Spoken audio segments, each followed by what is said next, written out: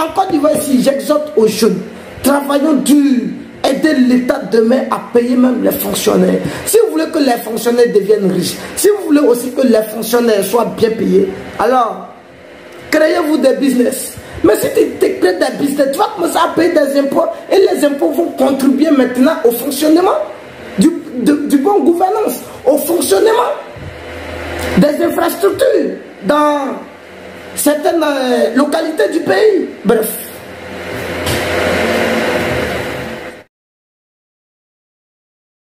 Et je dis une fois de plus à ceux qui sont encore dans la diaspora, parce que c'est sur eux que je vais mettre beaucoup l'accent. Vous gâtez les membres de vos familles, peut-être avec certaines choses, avec de l'argent. Vous avez l'habitude de leur donner de l'argent, donc ils n'en souffrent pas pour avoir cet argent. Donc, 2 jours, 3 jours, quand il va décider à ce qu'il apprenne un métier, ça serait vraiment difficile pour lui d'apprendre. Ça serait difficile pour lui d'apprendre. J'ai été contacté par la journée d'aujourd'hui. Je dis bien par la journée d'aujourd'hui. À plus d'une dizaine de personnes venant de la diaspora. Je dis bien une dizaine de personnes venant de la diaspora pour dire que les petits frères, les soeurs vont venir suivre la formation avec moi, avec mon équipe, sur nos fermes où un dortoir est gratuit. Ils vont dormir gratuitement, ils vont manger gratuitement et autres privilèges dont on n'en parle pas. Un franc, ils ne vont pas payer, seulement que c'est le temps que tu vas mettre sur la ferme. Hélas, ils ne sont pas venus et d'ailleurs ils ne m'ont même pas appelé. Ta soeur t'appelle. Appelle telle personne, tu vas te former gratuitement. Ça devrait être une bonne nouvelle. Mais ils ne viennent pas, ils n'appellent pas. Seulement 3 personnes m'ont contacté. Parce que les soeurs, les frères, les a dit qu'il faut aller te former. Après la formation, je vais faire ceci, je vais faire cela.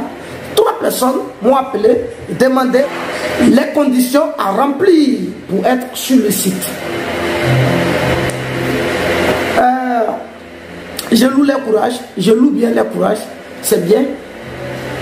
Mais ceux qui ne sont pas courageux, c'est pas bien.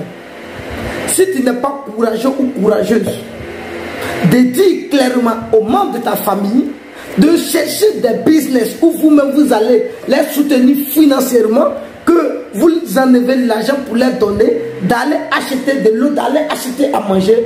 Je vous affirme que vous êtes en train de les mettre dans les pièges. Et c'est pas beau du tout. Ils ont tellement pris goût à cela qu'aujourd'hui, quand on les parle, ils pensent que vous êtes en train de les mettre dans les enfers, dans l'enfer total. Ce n'est pas le cas. Vous voulez le succès, la réussite de ces derniers et de ces dernières, mais ils n'en veulent pas. Pourquoi? Pourquoi? Mais moi, je suis choqué de voir cela. Je suis choqué même de voir que certains jeunes Ivoiriens ne s'intéressent même pas à ce milieu. Par contre, les jeunes burkinabés, maliens, oh là là, ça appelle partout. Même tu dors même. Le plus 226 t'appelle, le plus 224, ça t'appelle, ça n'arrête pas de sonner. Mais ici, tu ne vas pas voir 225 t'appeler. Bon, matin, aïe, rien de bon.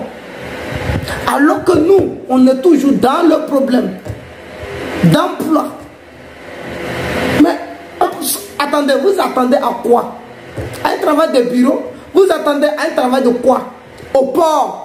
Douanier à un coup, policier à un coup, infirmier à un coup.